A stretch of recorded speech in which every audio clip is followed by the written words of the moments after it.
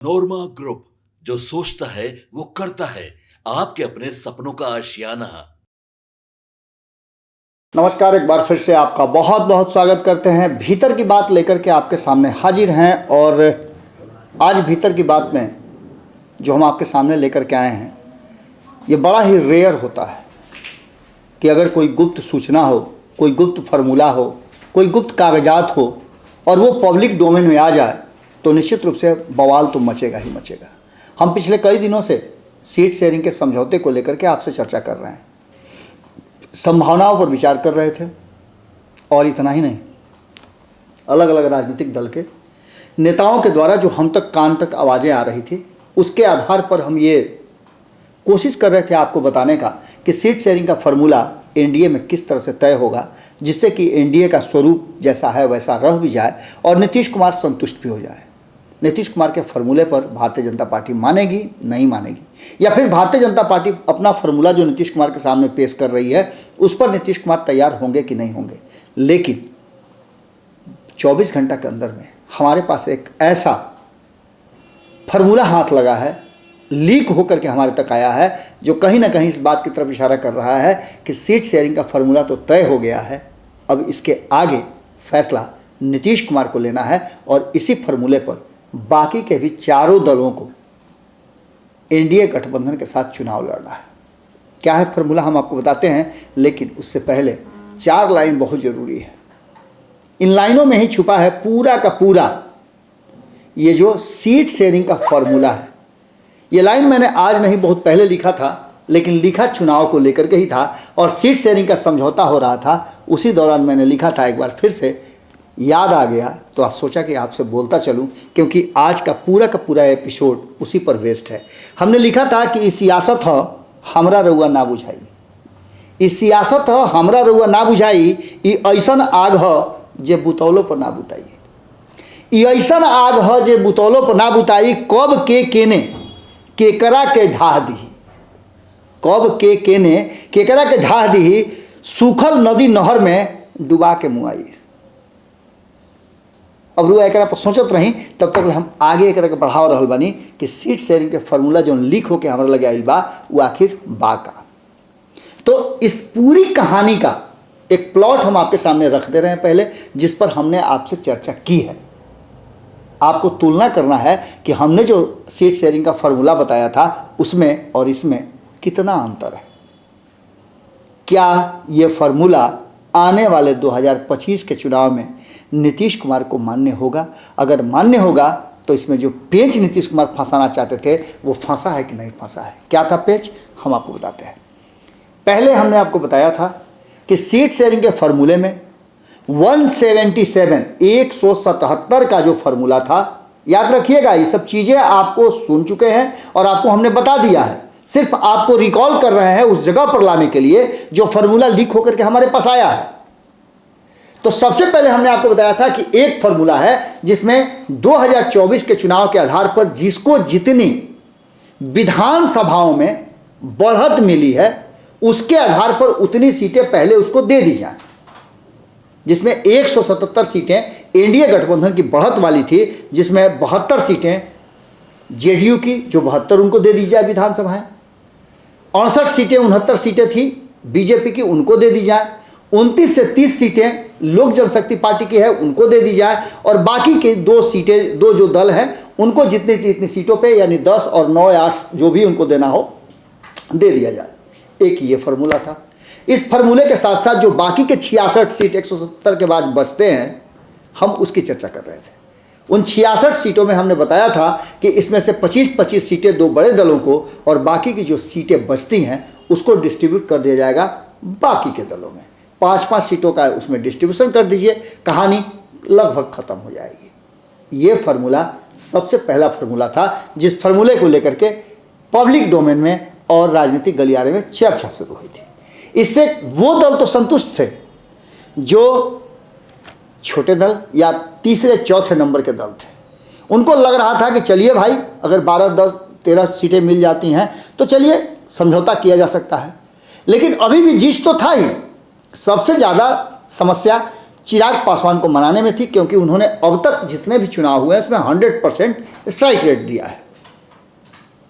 इस फॉर्मूले के आने के बाद, इस पर चर्चा होने के बाद ये नजर आ रहा था कि नीतीश कुमार को मात्र 97 सीटें मिल रही हैं और बाकी की सीटें उनके घटक दल के साथियों के पास चली जा रही हैं। इससे एक समस्या हो सकती है कि अगर नीतीश कुमार को उतनी सीटें नहीं आती हैं जिससे वो मुख्यमंत्री की कुर्सी पर पहुंचने का दबाव बना सकें या उनके बिना सरकार नहीं बन सके, तो ऐसी स्थिति में भारतीय जनता पार्टी खेला कर सकती है और महाराष्ट्र रिटर्न हो जाएगा बिहार में। इसलिए इस फॉर्मूले को ठंडे बस्ते में डाल करके नए फॉर्मूले पर चर्चा शुरू हो गई और नीतीश कुमार ने एक ऐसा फॉर्मूला तय किया जिस फॉर्मूले के तहत न 9 मन तेल होगा न राधा नाचेगी। यानी सूखी हुई नदी में डुबा डुबा के मुंह आने वाली बात जो थी वो नीतीश कुमार ने शुरू कर दिया। 122 यानी 243 सीटों के बिहार विधानसभा में 122 का आंकड़ा सरकार बनाने का है। अगर 122 पर आप चुनाव लड़े ही नहीं तो सरकार कैसे बनाएंगे? सबसे पहले इसी बात को लेकर के नीतीश कुमार ने फॉर्मूला 122 और 121 तय किया, जो 2020 में भी उनका कारगर सिद्ध हुआ। 43 सीट जीतने के बाद भी नीतीश कुमार ही मुख्यमंत्री बने और ये मजबूरी भारतीय जनता पार्टी की रही। अगर भारतीय जनता पार्टी को लगा भी कि अरे हम तो नीतीश कुमार को मुख्यमंत्री बनाए हुए हैं, सीटें हमारी ज़्यादा हैं, कई लोग टूट करके आ करके और हमारी संख्या को बढ़ा दिए और नीतीश कुमार डोमिनेट कर रहे हैं, चलिए नीतीश कुमार को दिखाते हैं उनकी औकात और ये बताते हैं कि जो क्षेत्रीय पार्टियां हैं ना वह विलय या विलीन हो जाएंगी। अब ये कहना और बुझी हुई आग में आस्ते से राख उड़ा देना, आग तो नीचे था, धधक गया और नीतीश कुमार एनडीए छोड़ करके महागठबंधन में फरार हो गए। बता दिया कि मेरे बिना सरकार नहीं बनेगी और यही फॉर्मूला था जो 2020 में हमने दिया था कि हम तो 122 आपको दिब्बे नहीं करेंगे, तो आप जीतिएगा कैसे? अगर 100% भी जीत के चलाइएगा तब भी आप सरकार नहीं बना सकते हैं, क्योंकि बाकी की सीटें तो आपके विरोध में ही रहेंगी। अब ऐसी स्थिति में नीतीश कुमार कैसे मान लेते इस फॉर्मूले को जिसमें उनको 100 से कम सीटें लड़नी हो? 2015 नीतीश कुमार को याद था, 2015 की परिस्थितियां अलग थी और यह अच्छी तरह से वो जानते थे कि 100 में से कितनी सीटें वो जीत करके आ जाएंगे, जिससे कि वो जब चाहे तब सरकार को हिला सकते हैं। अब ऐसी स्थिति में नीतीश कुमार ने 122 और 121 का फॉर्मूला दिया। इस फॉर्मूले पर भी चर्चा खूब हुई और इस चर्चा में चिराग पासवान किसके खेमे में रहेंगे ये भी नीतीश कुमार ने फाइनल कर दिया। उन्होंने कह दिया कि चिराग पासवान को आपको 5 सीट देना है कि 50 सीट देना है कि 50-50 पर तय करना है, आप तय कीजिए, मैं बाकी के लोगों से निपट लूंगा। आपने देखा भी होगा नीतीश कुमार के 122-121 फॉर्मूले के बाद सीट का डिमांड करने वाले जीतन राम मांझी रात के अंधेरे में जाते हैं, नीतीश कुमार से बैठ कर मंत्रणा करते हैं, खूब खुश हो जाते हैं और खुश होकर के निकलते हैं तो बयान बदल जाता है, नीतीश कुमार को भारत रत्न दिला देते हैं, दावा करने लगते हैं कि भारत रत्न दे दिया जाए, डिमांड कर देते हैं। तो वहीं उपेंद्र कुशवाहा भी जाकर के नीतीश कुमार के सबसे करीबी वशिष्ठ नारायण सिंह से मिलते हैं और यहां से रिश्तों को सुधारने की कोशिश की जाती है।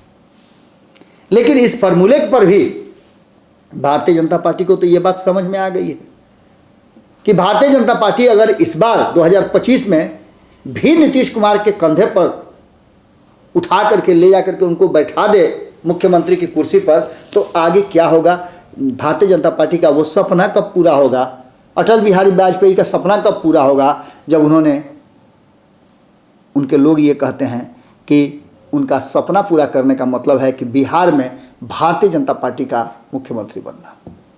ये तभी संभव हो सकता है जब 122 से ज़्यादा सीटें भारतीय जनता पार्टी या उसके कॉन्फिडेंस के लोगों को आए। मैं बात कर रहा हूं नीतीश कुमार की नहीं, क्योंकि नीतीश कुमार की बात को आप साइड में रख लीजिए।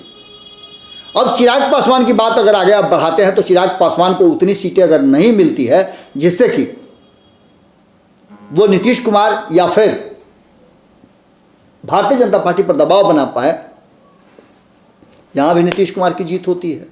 तो इन सभी परिस्थितियों को लेकर के जो सीट शेयरिंग का समझौता हो रहा है, उस समझौते के तहत जो नया आंकड़ा हमारे पास आया है उसकी एक झलक आपको दिखा रहे हैं। और ये कोई नया नहीं है, हमारे आंकड़ों पर ही किसी ने ठप्पा लगा दिया है और ये कह दिया है कि यही होगा।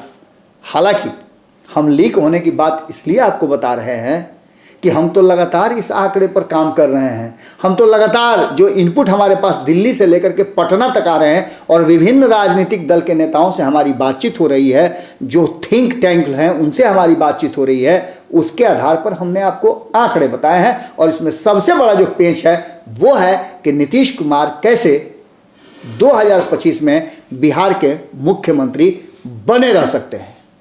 इसके लिए नीतीश कुमार को भारतीय जनता पार्टी और बाकी के घटक दलों से जो सीट शेयरिंग का फॉर्मूला तय करना है वो करना है।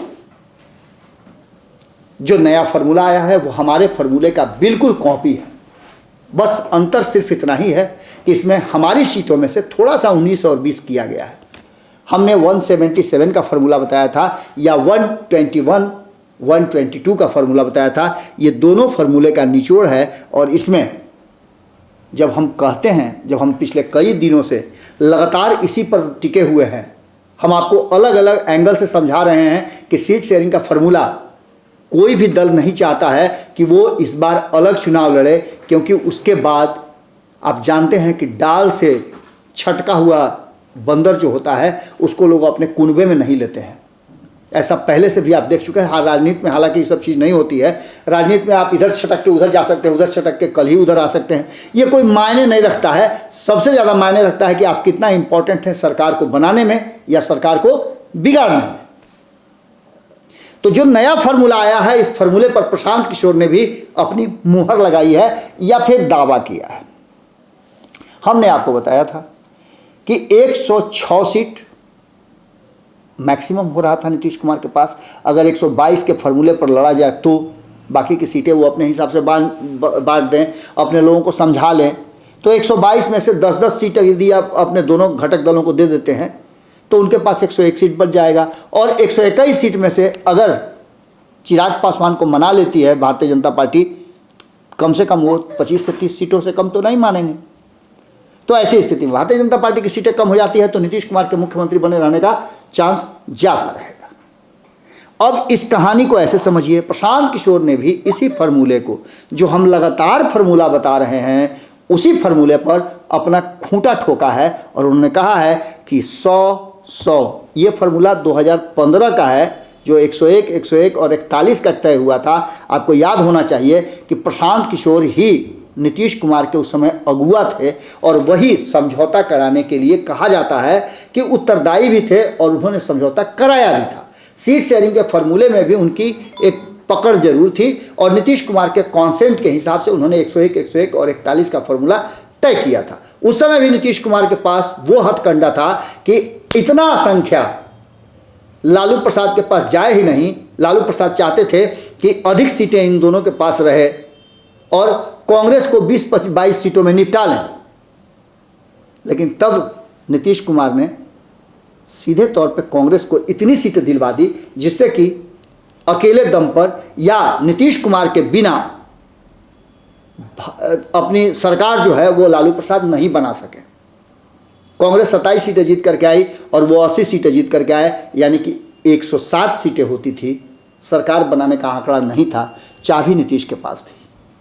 इस बार भी नीतीश कुमार अगर 100-100 जो प्रशांत किशोर बता रहे हैं, हमने आपको 97, 93 और बाकी की चीज़ें बताई थी। इसके अलावा 101 का भी फार्मूला हमने बताया था। हमने आपको फार्मूला 122, 121 का भी बताया था। अब ये जो फार्मूला सामने आया है उसमें प्रशांत किशोर का कहना यह है कि 100-100 सीटें दोनों बड़े घटक दल जदयू और बीजेपी को, 25 सीट एलजेपी को और बाकी की जो 20 सीटें बचती है उसमें से 10-10 सीटें इन दोनों को बांट दी जाएगी।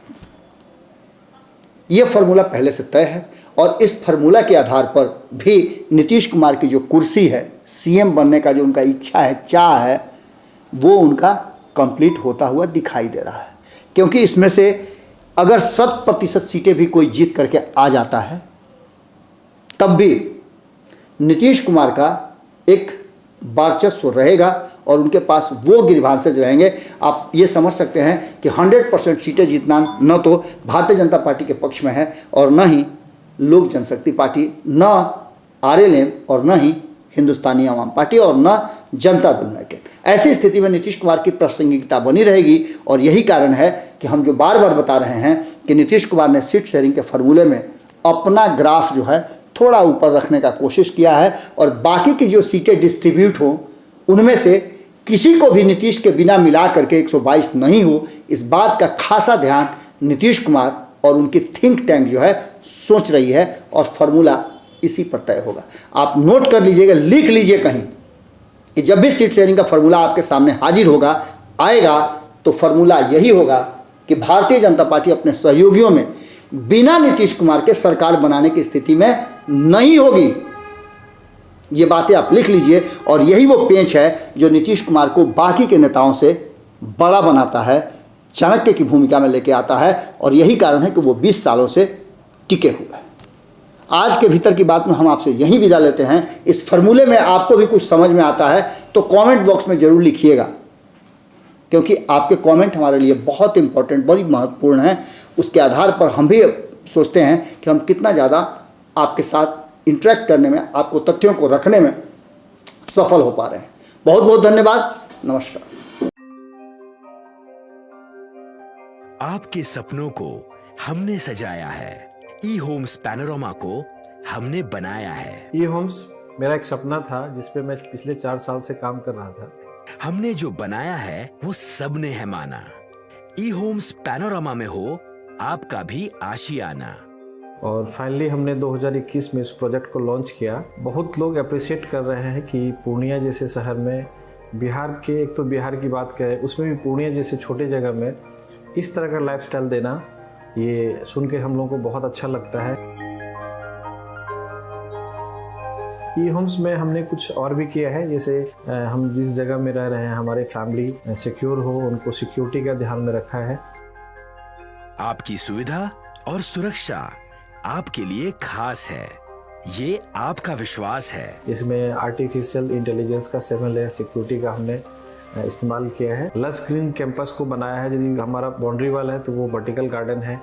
ये जितनी भी फैसिलिटी होता है एक इंटरनेशनल टाउनशिप में ई होम्स है, ये हम लोग विश्वास नहीं कर पा रहे हैं। जो भी हमारे मित्र, दोस्त या जो भी हमारे बाहर के बाहर आते हैं तो हम लोगों को बहुत अच्छा सुनने को मिलता है और बहुत अच्छा क्रेडिट मिल रहा है। वो सारा हमने सिर्फ एक बिल्डिंग नहीं बनाया, हमने एक बहुत अच्छा लाइफस्टाइल दिया ई होम्स में और मेरा एक सपना था जिसको मैं आज फुलफिल होते हुए देख पा रहा हूँ। ये आपका आवास है। ई होम्स पैनोरामा में अब आपका निवास है। E Homes Panorama, luxurious lifestyle redefined. Panorama group, जो सोचता है वो करता है। अगर ये वीडियो पसंद आई और वह बिहार के राजनीति और बिहारियत से सरोकार रखेनी तो सब्सक्राइब बटन दबा के चैनल के सब्सक्राइब कर ली। ओजे एगो घंटी बा, ओकरा बटन दबा देला से कुल सटीक और मारक खबर रुआ मुफ्त में मिल जाई। अगर रुआ पत्रकारिता के हमनी के नया प्रयोग में सहयोग कर चाहतानी तो ज्वाइन बटन दबा दी। पेटीएम नंबर नोट कर ली 9386816700।